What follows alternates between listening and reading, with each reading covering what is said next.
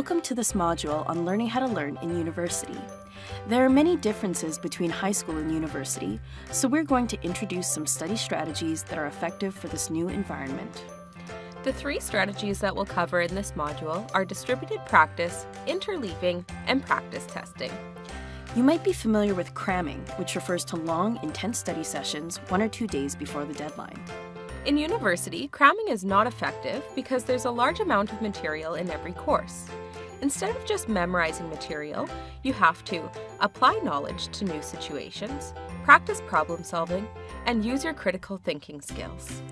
Writing an academic paper at the last minute doesn't work either because essays at the university level require multiple drafts, scholarly research, citations and references, and careful editing and revision.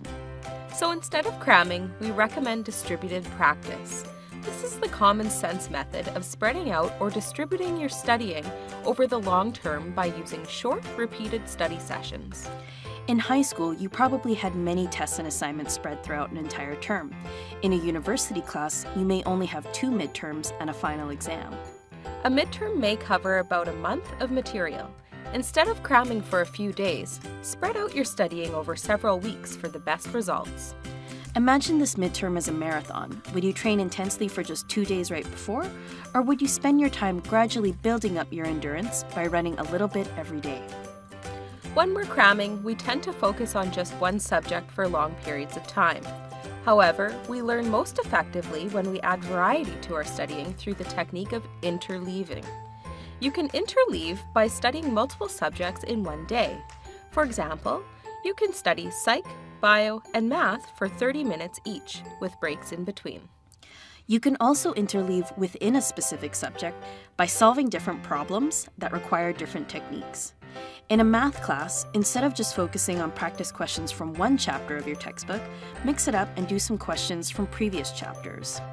This helps you review earlier material and is similar to an exam, with questions from different parts of the course presented out of order.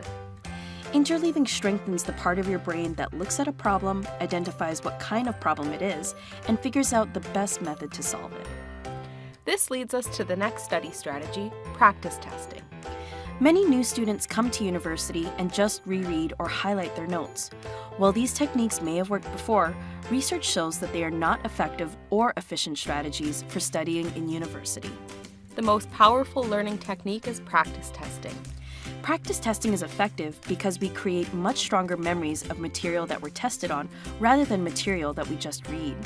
Practice testing is also helpful because it gives us a better idea of what material we know really well and what we're struggling with.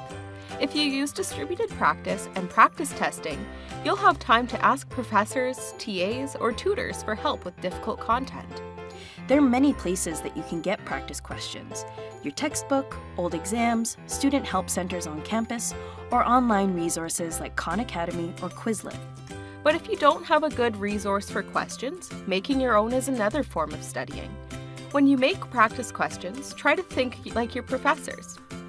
Ask yourself, how would I test this person to check if they've mastered the material? We recommend swapping practice questions with a friend to increase your question bank.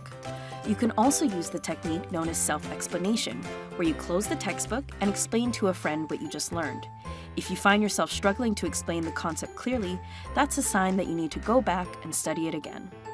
One of the traps we see students fall into is making their practice questions too easy. Your questions should be complex and challenging to prepare you for the difficulty of your tests and exams. And when you're solving practice questions from a source that includes solutions, like your textbook, don't just jump to the answers when you get stuck. Real learning will take place when you're struggling with the material and making the effort to solve the problem yourself, rather than just looking at how someone else solved it. Overall, we hope that this module has given you some useful strategies and advice for studying at university. Happy studying!